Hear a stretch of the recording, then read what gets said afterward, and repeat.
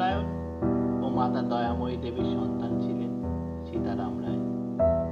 জানা যায়, সম্রাট আওরঙ্গজেবের দিল্লির মসনদের আহরণের কিছু সময় পূর্বে আনুমানিক 1658 সালে সীতারাম মুর্শিদাবাদ জেলার ফতেহ সিং এলাকার মহিপুরের এক উত্তরনারীয় কায়স্থ পরিবারে জন্মগ্রহণ করেন।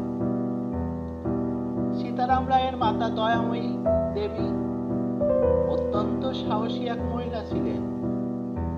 তিনি শৈশবে একদল ডাকাতের মোকাবেলা করেছিলেন বলে জানা যায়।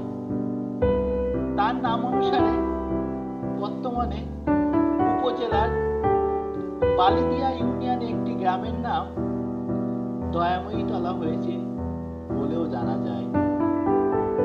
সীতারাম তার জমিদারি পাবনা জেলার দক্ষিণ ভাগ থেকে বঙ্গোপসাগর পর্যন্ত এবং নদিয়া জেলার পূর্ব প্রান্ত থেকে বরিশাল জেলার মধ্যভাগ পর্যন্ত বিস্তৃত করেন। তিনি একজন স্বাধীন রাজার মতো বেলদার নামে একদল চৌকস সৈন্যবাহিনী গঠন করেন। ধীরে ধীরে তিনি সৈন্য সংখ্যা বৃদ্ধি করতে লাগলেন। পরে তিনি গোলন্দাজ ডিভিশন বাহিনী গঠন করেন। মহাহাতি নামে একজন শক্তিধর যোদ্ধাকে তিনি প্রধান সেনাপতি হিসেবে নিযুক্ত করেন। এরপর থেকে এই অঞ্চলে শান্তি শৃঙ্খলা ফিরে আসতে শুরু করে। আর এর জন্য রাজা হিসেবে উপাধি পান আওরঙ্গজেবের কাছ থেকে সীতারাম। এরপর তিনি মধুমতি নদীর তীরবর্তী হরিহরনগরে একটি শহর প্রতিষ্ঠা করেন। পানীয় জলের অভাবে যাতে কারো কোনো কষ্ট না হয় সেই জন্য তিনি রামসাগর, সুখসাগর, কৃষ্ণসাগর নামে অনেকগুলো দিঘি খনন করেন, যার কিছু কিছু এখনো অস্তিত্ব রয়েছে। রাজা হিসেবে নিজেকে প্রতিষ্ঠিত করার পরে সীতারাম রাজধানী স্থাপনের উদ্যোগ নেন।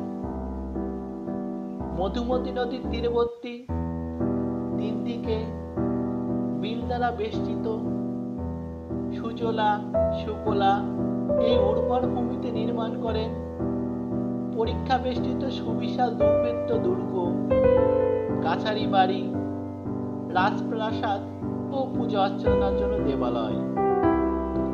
কালের সাক্ষী হয়ে আজও দাঁড়িয়ে আছে মূল রাজপ্রাসাদের ভগ্নাংশ, লক্ষ্মীনারায়ণ মন্দির, দশভুজা মন্দির, কাছারি বাড়ি ও দোলমঞ্চ। প্রায় 300 বছর পূর্বে তিনি পরলোক গমন করলেও এখনো এই অঞ্চলে তার অমর কীর্তি অমিলীন হয়ে আছে। মোহাম্মদপুরে গড়ে তোলা তার রাজধানীর অনেক স্থাপনা কালের গর্ভে বিলীন হলেও এখনো টিকে আছে তার তৈরি সেই কাছারি বাড়িটি।